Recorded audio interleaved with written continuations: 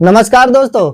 बेटी अपने पिता की खुशी के लिए निर्वस्त्र होकर बिस्तर पर सो गई अपने पिता के पास।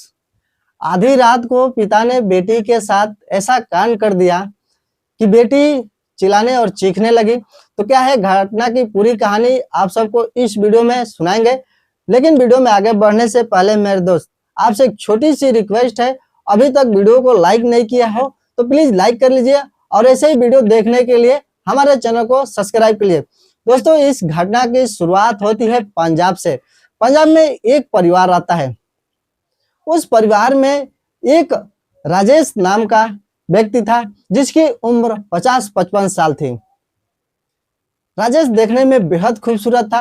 राजेश अपने शरीर का मेंटेनेंस ऐसा रखा था कि राजेश को कोई अगर देख लेगा तो यही सोचेगा कि 30-35 साल की उम्र होगी। इतना अच्छा खासा अपने शरीर को मेंटेनेंस में रखा था। राजेश की एक बेटी थी जिसका नाम मुन्नी था। मुन्नी की उम्र 25 साल थी। मुन्नी देखने में बेहद खूबसूरत थी। मुन्नी अच्छा खासा काम किया करती है और मुन्नी अपना साथ साथ में पढ़ाई किया करती है। मुन्नी के पास जितना भी टाइम बचता है वो अपने सिलाई में लगाती है, ना कि फिजूल टाइम में बर्बाद करती है। मुन्नी अपने घर का स्थिति समझती है। मुन्नी अपने घर का जितना भी जिम्मेदारी है सब कुछ उठाती है।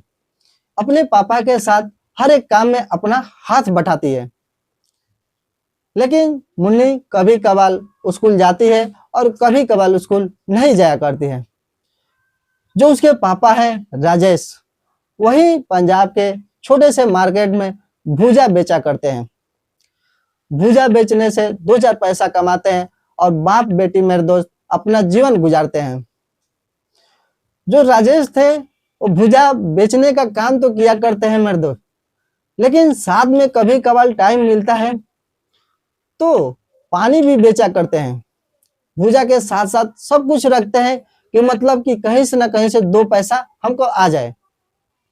कभी पार्क में ले जाकर लगाते हैं, कभी स्टेशन के पास लेके जाकर लगाते हैं भुजा का अपना टपरी का दुकान, और कभी मार्केट में ले जाकर लगाया करते हैं। मतलब कि दिन भर में 2-4 जगह उनको लगाना रहता है। सब जगह फिक्स रहता है। कभी स्कूल के गेट पर लगाते हैं लंच के टाइम में, वहां पे जितने भी बच्चे रहते हैं भूजा लेते हैं और स्कूल के पास से ज्यादा अच्छा खासा कमाई हो जाता है।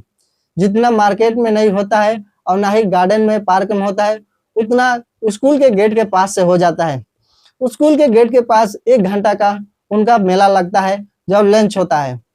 लंच में सारे लड़के आते हैं, जिस जिस लड़के को लेना रहता है भूजा सब लोग लेते हैं। इस वजह से वहां पे अच्छा खासा कमाई कर लेते हैं। लेकिन जो मुन्नी रहती है उसी स्कूल में पढ़ा करती है जिस स्कूल के गेट के पास उसके पापा भूजा लगाया करते हैं। लंच में मुन्नी अपने सहेलियों के साथ आया करती है और उसके पापा क्या करते हैं मुन्नी के लिए और उसके सहेलियों के लिए भूजा बनाकर दिया करते हैं। लेकिन ना ही उससे उसकी सहेलियों से पैसा लेते हैं। जितनी भी उसकी 2-4 सहेलियां रहती है सबको भूजा रोज खिलाती है और उसके पापा सबको दे देते हैं। जो उसकी सहेलियां रहा करती है मेरे दोस्त, वो मुन्नी के घर पर कभी कभार आया करती है। मुन्नी के साथ रहकर टाइम बिताती है और मुन्नी के साथ रहकर खेला करती है। लेकिन जो उसके पापा रहते हैं बहुत अच्छे हैं, नेक दिल इंसान के थे। उनको कोई गलत साबित नहीं कर सकता मेरे दोस्त, इतने अच्छे थे।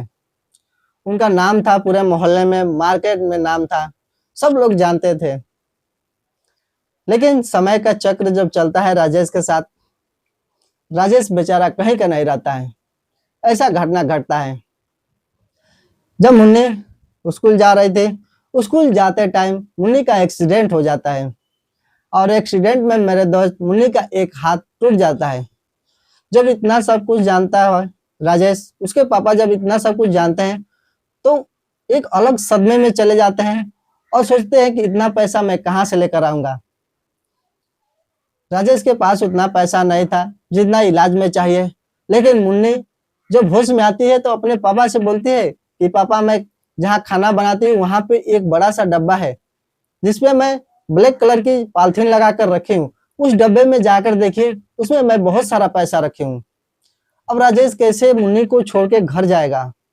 मुन्नी का हालत इधर खराब है तो घर कैसे जाएगा?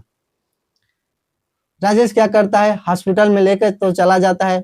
वहां पे जाने के बाद डॉक्टर बोलते हैं कि पहले पैसा जमा करो, उसके बाद तुम्हारी बेटी का इलाज करूंगा। अब सोच में पड़ जाता है, बोलता है राजेश कि डॉक्टर साहब आप लोग इलाज चालू करिए और मैं कुछ ही देर में पैसा लेकर आता हूँ। लेकिन डॉक्टर नहीं मानते हैं। बेचारा राजेश रिक्वेस्ट पर रिक्वेस्ट करता रहता है। कुछ देर के बाद डॉक्टर मान जाते हैं, बोलते हैं कि जितना जल्दी लेकर आओगे उतना जल्दी तुम्हारे लिए सही रहेगा। राजेश वहां से फटाफट अपना साइकिल लेता है और साइकिल से अपने घर आता है। अब घर आने के बाद मेरे दोस्त उस जगह पर जाता है जिस जगह पर मुन्नी बताई थी, और वहां से वो डब्बा लेता है पैसे का और लेके जाता है। अब लेके जाने के बाद मेरे दोस्त रास्ते में ऐसा घटना घट जाता है, कुछ लोगों ने राजेश को घेर लेते हैं और घेर कर उस डब्बे का पैसा छीन लेते हैं। उधर बेचारी अस्पताल में भर्ती है और इधर राजेश के साथ ऐसा घटना घट गया। अब राजेश से पैसा लेकर कुछ लोगों ने चल गए। अब राजेश बेचारा रोता रहता है, रोते रहते जाता है हॉस्पिटल में। जब वहां जाता है तो पैसा कुछ नहीं रहता है और अपनी बेटी से बोलता है कि बेटी मेरे जब पैसा लेकर आ रहा था तो कुछ लोगों ने रास्ते में घेर कर पैसा का डब्बा ही ले लिया। बेचारी मुन्नी तो रो रही थी, उसके पापा भी रोना चालू कर देते मुन्नी को रोते हुए देखकर। डॉक्टर से सारे कहानी बताते हैं राजेश, पूरा अपना स्थिति बताते हैं कि साहब मैं एक भुजा बेचने वाला इंसान हूँ और मेरी बेटी कुछ पैसा रखी थी घर पर, मैं लेकर आ रहा था तो रास्ते में कुछ लोगों ने पकड़कर और पैसा ले लिया। लेकिन डॉक्टर जो था मेरे दोस्त दिल का बहुत अच्छा था, राजेश का बात मान लेता है और मुन्नी का इलाज चालू कर देता है। लेकिन डॉक्टर बोलता है कि जब भी आपके पास पैसा होगा आप पैसा ले आकर दे दीजिएगा। राजेश बेचारा हाथ जोड़ता है, बोलता है कि सर आपका एहसान मैं जिंदगी भर नहीं भूलूंगा। और मुन्नी का इलाज चालू हो जाता है मेरे दोस्त, सब कुछ सही हो जाता है। 2-3 दिन के बाद वहां से मुन्नी घर आती है। घर आने के बाद मेरे दोस्त अब राजेश भुजा बेचने नहीं जाता है। अगर भुजा बेचने चला जाएगा तो मुन्नी का देखभाल कौन करेगा? न ही राजेश की बीवी है, न ही राजेश का बेटा है, सिर्फ राजेश की एक बेटी है जो साथ में रहती है, बाकी कोई इस दुनिया में नहीं है राजेश का। तो राजेश अपनी बेटी के साथ रहता है, उसकी बेटी को जो भी चीज जरूरत रहता है सब कुछ करता है, अपनी बेटी को नहलाता भी है, यहाँ तक सब कुछ करता है क्योंकि उसके साथ कोई नहीं देने वाला है, इसलिए अपनी बेटी का हर एक क्रियाक्रम सब कुछ करता है। कुछ महीनों के बाद मेरे दोस्त मुन्नी सही हो जाती है। उसकी सहेलियां आया करती है मुन्नी से हर 1-2 दिन के बाद मिलने के लिए, देखने के लिए, मतलब इसलिए आती है कि मुन्नी का थोड़ा मन लगा रहेगा। वहां पे आने के बाद कुछ घंटे तक रुकती है और उसके बाद वो लोग चली जाती है। लेकिन मेरे दोस्त क्या होता है कि जो उसके पापा थे मुन्नी को जितना दिन तक सेवा सत्कार किए थे, सेवा सत्कार में सब कुछ देख चुके थे। मुन्नी सब कुछ जानती थी कि मेरे पापा हर एक चीज मेरे देख लिए हैं, कितना भी मैं छिपा ली थी लेकिन सब कुछ देख लिए हैं।